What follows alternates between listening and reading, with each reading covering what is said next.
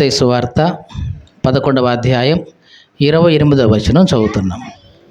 ప్రయాసపడి భారము మోసుకొనుచున్న సమస్త జనులారా నా యొద్దకు రండి, నేను మీకు విశ్రాంతిని కలుగజేతును. నేను సాత్వికుడను, దీన మనసు గలవాడను గనుక మీ మీద నా కాడి ఎత్తుకొని నా యొద్ద నేర్చుకొనుడి. అప్పుడు మీ ప్రాణములకు విశ్రాంతి దొరుకును. ఏలయనగా నా కాడి సులువుగా ఉంటుంది, నా భారం అనేది తేలికగా ఉంటుంది. దేవునికి స్తోత్రం కలుగునుగాక.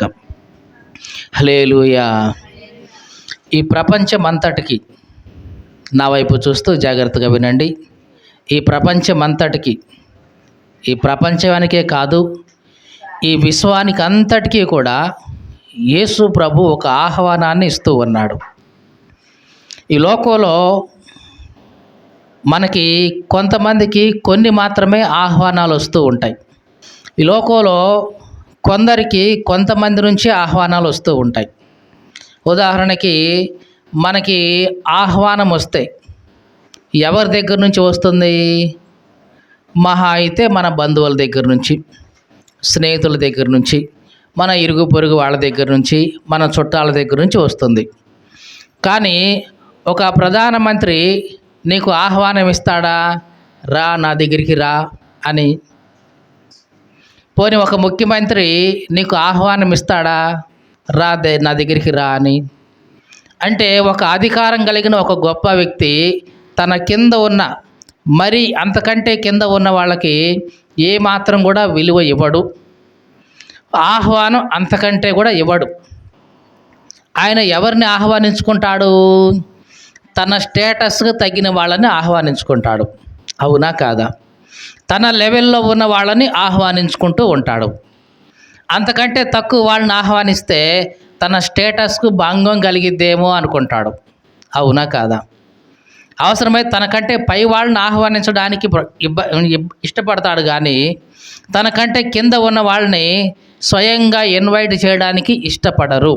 ఎందుకంటే వాళ్ళ యొక్క ఘనత ఎక్కడ తగ్గిపోద్దో, వాళ్ళ స్టేటస్ ఎక్కడ తగ్గిపోద్దో అని ఆలోచిస్తూ ఉంటారు. కానీ మనం సేవిస్తున్న యేసు క్రీస్తు అట్లాంటి వాడు కాదు. ఆయన అందరికీ పైగా ఉన్నవాడే. ఈ లోకంలో ఉన్న ఘనులు అన్న వాళ్ళకి, గొప్ప వాళ్ళకంటే అందరికీ పైగా ఉన్నవాడే. అయినా సరే తనకంటే ఎక్కడో లోయెస్ట్ పొజిషన్లో ఉన్న నిన్ను నన్ను కూడా ఆయన ఆహ్వానిస్తూ ఉన్నాడు. మీకు అర్థమైందండి? ఈ లోకంలో ఏ వ్యక్తి కూడా తనకంటే తక్కువ, మరీ అధమమైన స్థాయిలో ఉన్న వాళ్ళని ఆహ్వానించడానికి కూడా ఇష్టపడడు. ఒకవేళ ఆహ్వానం లేకుండా వాళ్ళు వచ్చినా తిరస్కరిస్తాడు. ఎవడు పిలిచాడురా నిన్ను, ఎవడు రమ్మన్నాడురా నిన్ను, అవతల గెంటేయండిరా వీడిని అని ఇట్లాగా తిరస్కరిస్తాడు. కానీ యేసు క్రీస్తు అట్లా కాదు. ఆయన విశ్వానికి అధిపతి, ఈ విశ్వమంతటికి ఆయన చక్రవర్తి. అయినా సరే అంతకంటే ఏమాత్రం ఎన్నిక లేని వాళ్ళమైన నిన్ను నన్ను కూడా ఆయన ఆహ్వానిస్తూ ఉన్నాడు. ఎటువంటి స్థితిలో ఉన్నప్పుడు ఆహ్వానిస్తూ ఉన్నాడు? మంచి పొజిషన్లో ఉన్నప్పుడు కాదు. మంచి పొజిషన్లో ఉన్నప్పుడే మనుషుల్ని మనం ఆహ్వానిస్తాం కదండి. వాళ్ళు మంచి పొజిషన్లో ఉన్నారు, వాళ్ళకైతే ఆహ్వానం ఇస్తాం. కానీ కొంతమందిని చూస్తాం, వాళ్ళకి తినడానికి ఏమి లేదు, వాళ్ళని పిలిచినా వాళ్ళు ఏమి ఇవ్వరు మనకు వచ్చి, అంతే కదా. పిలిచినా సరే వాళ్ళ దగ్గర నుంచి మనకి ఏమీ రాదు, ఏమి ఇవ్వరు. ఎట్లాంటి వాళ్ళని పిలవడం ఎందుకు అని వదిలేస్తాం మనుషులుగా. కానీ యేసు క్రీస్తు నీవు మంచి స్థానంలో ఉన్నప్పుడు నిన్ను పిలవట్లేదు. ఆయన అధమమైన స్థానంలో ఉన్నప్పుడే, అసలు ఆయన నీ దగ్గర నుంచి ఆయనకి ఏది రాదు అనుకున్నప్పుడే ఆయన నిన్ను పిలుస్తున్నాడు. ఇది యేసుక్రీస్తు యొక్క గొప్ప ఆహ్వానం. మీకు అర్థమైందండి? నువ్వు మంచి స్థితిలో ఉన్నావని ఆయన నిన్ను పిలవట్లేదు. నీ దగ్గర నుంచి ఏదో వస్తుంది అని ఉద్దేశంతో ఆయన పిలవట్లేదు. నువ్వు మంచి స్థితిలో లేవని ఆయన సంగతి తెలుసు. నీవు దగ్గర నుంచి ఏమీ రాదు అనే సంగతి ఆయనకి తెలుసు. అయినా సరే ఆయన నిన్ను ఆహ్వానిస్తూ ఉన్నాడు. ఎటువంటి స్థితిలో ఉన్నప్పుడో తెలుసా? నీవు ప్రయాసపడుతూ ఉన్న స్థితిలో ఆయన నిన్ను ఆహ్వానిస్తున్నాడు. దేవునికి స్తోత్రం కలుగునుగాక. హల్లెలూయా. దేవుడు మనలను ఆహ్వానించే పరిస్థితి ఇదే. మంచి పొజిషన్లో ఉన్నామని కాదు, ప్రయాసపడుతున్నామని జాలిపడి. మీకు అర్థమైందా ఈ మాట? నీవు ప్రయాసలో ఉన్నావని జాలిపడి, నీ కష్టాన్ని చూసి, నీ శ్రమను చూసి దేవుడు నీకు తోడుగా ఉండటానికి సిద్ధంగా ఉన్నాడు. ఈ లోకంలో చాలాసార్లు మనం అనుకుంటాం, ఏంటండి ఇంత కష్టపడుతున్నానండి, ఇంత ప్రయాసపడుతున్నానండి, దేవుడికి ఏమి కనపడలేదండి, దేవుడు నాకు తోడుగా ఉండట్లేదండి, దేవుడు నేను చేసే పనిని సఫలం చేయట్లేదండి అని ఎట్లా అనుకుంటాం. లేదు లేదు, దేవుడు నీ కష్టాన్ని చూస్తాడు, నీ ప్రయాసను చూస్తాడు. నీ ప్రయాసను, నీ కష్టాన్ని దేవుడు చూసినప్పుడు తప్పనిసరిగా నీ పక్షంగా ఆయన వహిస్తాడు. నీ పక్షంగా ఆయన ఉంటాడు, నీ పక్షంగా ఆయన మాట్లాడతాడు, కార్యం కూడా చేస్తాడు. ఒకసారి యాకోబు జీవితంలో తన అన్నను మోసం చేశాడు యాకోబు చిన్నతనంలోనే. దేనికోసం చెప్పండి? దేనికోసం యాకోబు ఏశావును మోసం చేశాడు? జ్యేష్ఠత్వం కోసం. దేనికోసం? జ్యేష్ఠత్వం కోసం. జ్యేష్ఠత్వం అంటే పెద్ద కొడుకుకి రెట్టింపు భాగం వస్తుంది. దాన్ని జ్యేష్ఠత్వపు హక్కు అంటాం. ఇప్పుడు ఈ రోజుల్లో అట్లాంటిది ఏమీ లేదు. నలుగురు కొడుకులుండి నలుగురికి 4 సమాన భాగాలు చేయాల్సిందే అని అంటున్నారు. కానీ ఒకానొకప్పుడు పెద్ద కొడుకుకి జ్యేష్ఠత్వపు హక్కు ఉండేది, జ్యేష్ఠ భాగం ఉండేది. ఏమిటి జ్యేష్ఠ భాగం అంటే మనకి సింపుల్గా అర్థం కావడం కోసం, ఒక తండ్రికి 3 కొడుకులు ఉన్నారు. తండ్రికి 4 ఎకరాలు ఉంది ఆస్తి. ఇప్పుడు లెక్కల ప్రకారం అయితే మనం ఏం చేస్తాం చెప్పండి? ఏం చేస్తాం? 3కి 3 ఎకరాలు ఇచ్చి ఆ మిగిలిన ఎకరం కూడా మళ్ళీ 3కి పంచేసి, లేదా ఆ తండ్రికో లేకపోతే ఎవరికో ఇచ్చేస్తాం. కానీ జ్యేష్ఠత్వపు హక్కు ఏమిటంటే 3 కొడుకులు ఉన్నారా, ఆస్తిని 4 భాగాలు చేయాలి. 4 భాగాలు చేసి 2 భాగాలు పెద్ద కొడుకు ఇవ్వాలి. మిగతా వాళ్ళకంటే కూడా రెట్టింపు భాగం పెద్దోడికి రావాలి. ఇది జ్యేష్ఠత్వపు హక్కు అంటే. మీకు అర్థమైందా? రెట్టింపు భాగానికి అర్హుడు జ్యేష్ఠుడు. దాన్నే మనం ఏమంటున్నాం? జ్యేష్ఠత్వపు హక్కు. మీకు అర్థమైందా ఈ మాట? జ్యేష్ఠత్వపు హక్కు అంటే 9 మంది కొడుకులు ఉంటే గనక ఆస్తి మొత్తాన్ని 10 భాగాలు చేయాల్సిందే. మరి పెద్దోడికి 2 భాగాలు ఇవ్వాలి, మిగతా వాళ్ళకి తలా 1 భాగం వస్తుంది. మిగతా కింద ఉన్న పై వాళ్ళకి అందరికీ కూడా ఒక్కొక్క భాగం వస్తే పెద్దోడికి 2 భాగాలు రావాలి, ఇవ్వాలి. అది జ్యేష్ఠత్వపు హక్కు అంటే. ఏశావుకి జ్యేష్ఠత్వపు హక్కు ఉంది. ఎందుకు? పెద్దోడు కాబట్టి. ఈ జ్యేష్ఠత్వపు హక్కుని యాకోబు మోసం చేసి తన అన్న దగ్గర నుంచి తీసుకున్నాడు. ఇట్లాగా అన్నను మోసం చేసి జ్యేష్ఠత్వపు హక్కును కాజేశాడు, తండ్రిని మోసం చేసి దీవెనలు కాజేశాడు. మొత్తానికి తన మామ దగ్గర చేరాడు బతకడం కోసం. దేనికోసం చెప్పండి? దేనికోసం? బతకడం కోసం. ఎందుకు బతకడం కోసం అంటున్నాం? తండ్రిని మోసం చేశాడు, అన్నను మోసం చేశాడు. అన్న చంపడానికి రెడీ అవుతున్నాడు. ప్రాణాలు గుప్పెట్లో పెట్టుకొని పోయి మామ దగ్గర వాలిపోయాడు. ఈ మామేమో తక్కువోడు కాదు. లోకంలో ఒక సామెత ఉంది, తాటిని దన్నేవాడు ఉంటే వాడిని తలదన్నేవాడు ఇంకోడు ఉంటాడంట. యాకోబు అన్నను మోసం చేసేవాడు, తండ్రిని మోసం చేసేవాడు. ఇట్లాంటి మోసగాడినే మోసం చేసే గొప్పోడు లాబాను. అట్లాంటి వాడి దగ్గర పోయి చేరాడు ఈయన మావ మోసం చేయటం ప్రారంభించాడు. 10 సార్లు జీతం మార్చాడు 6 నెలల్లోనే.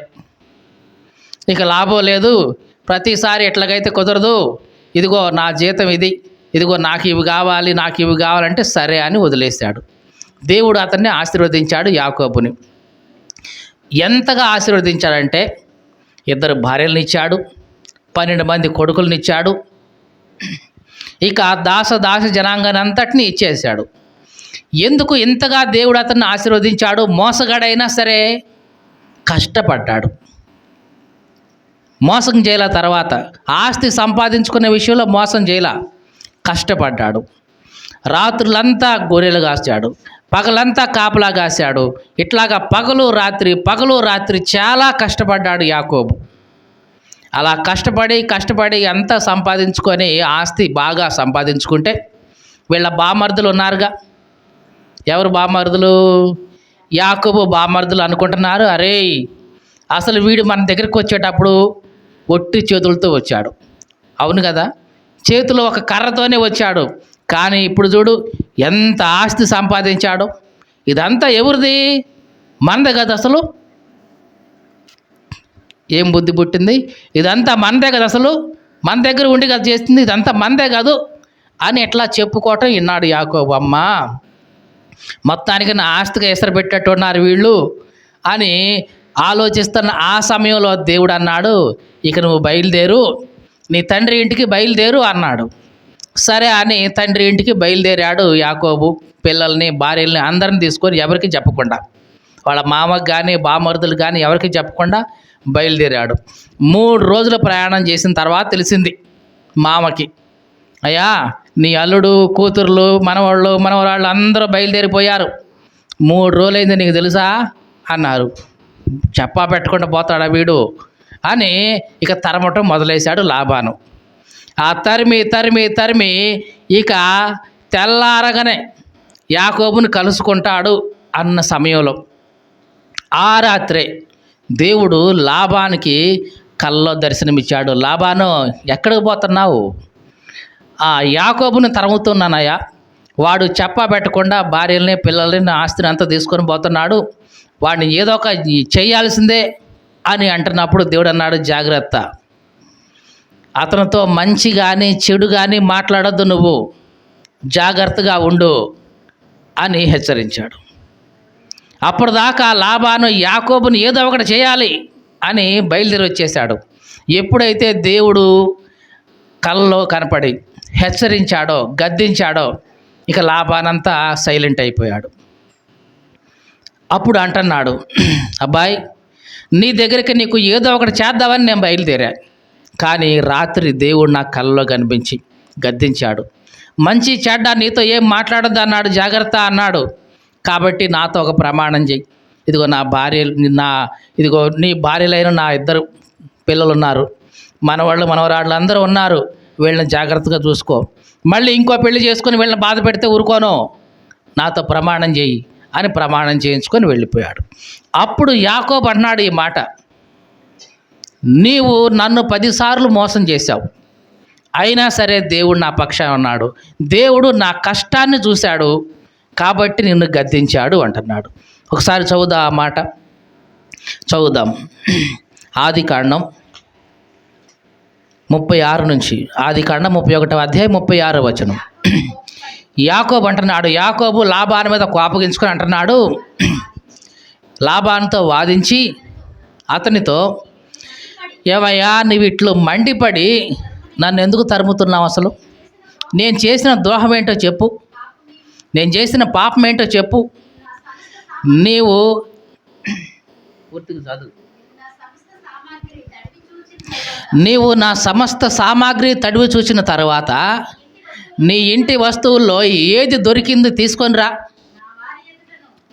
లాబాను ఏమన్నాడంటే, నువ్వు పోతే పోయావు, భార్యలను తీసుకొని పోయావు, పిల్లల్ని తీసుకుని పోయావు, పోతూ నా విగ్రహాలు దొంగతనం చేశావేంటి అన్నాడు.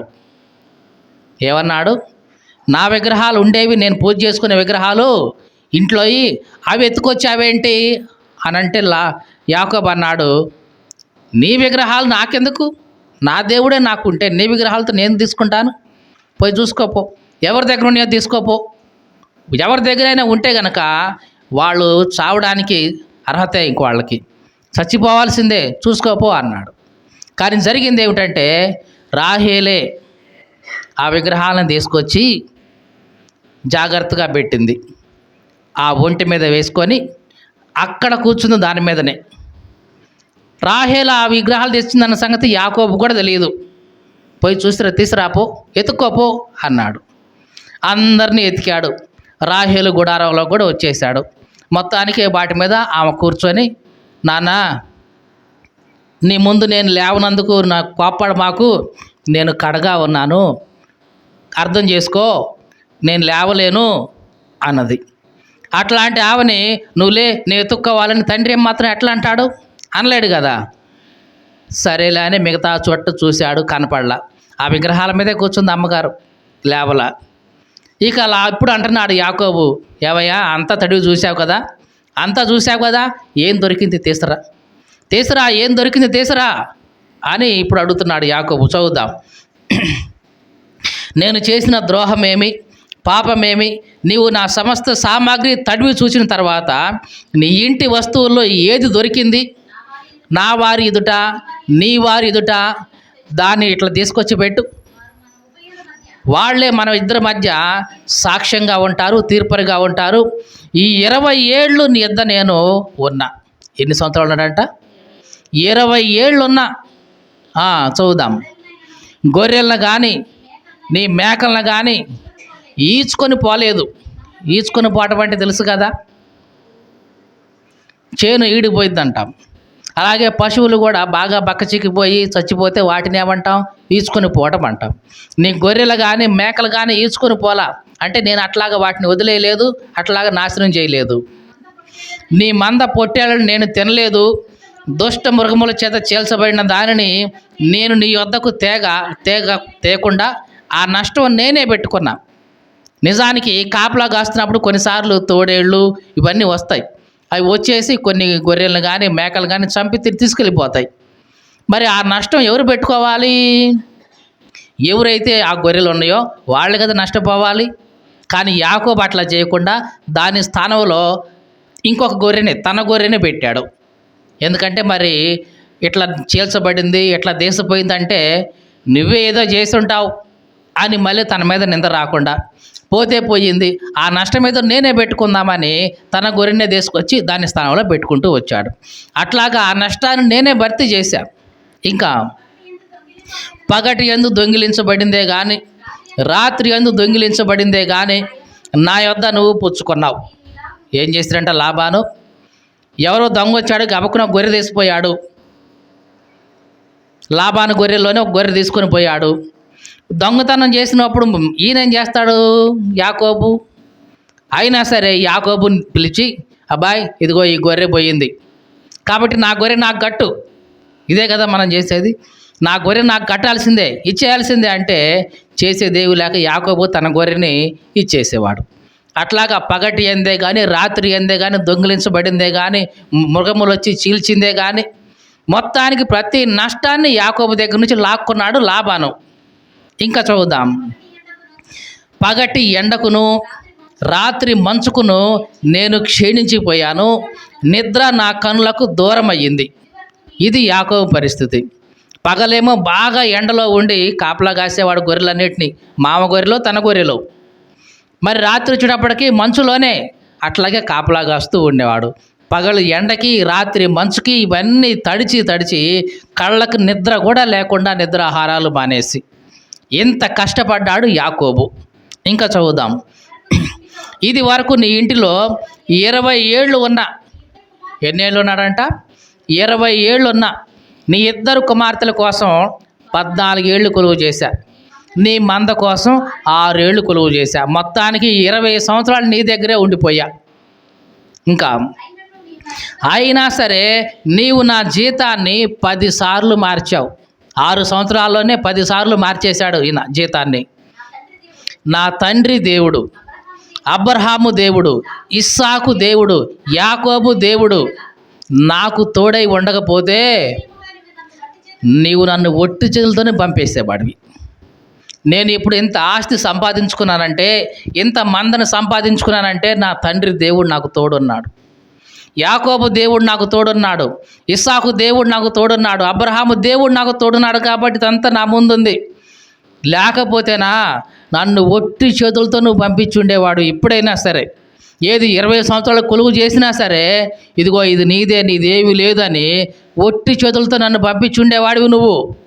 చదువుదాం.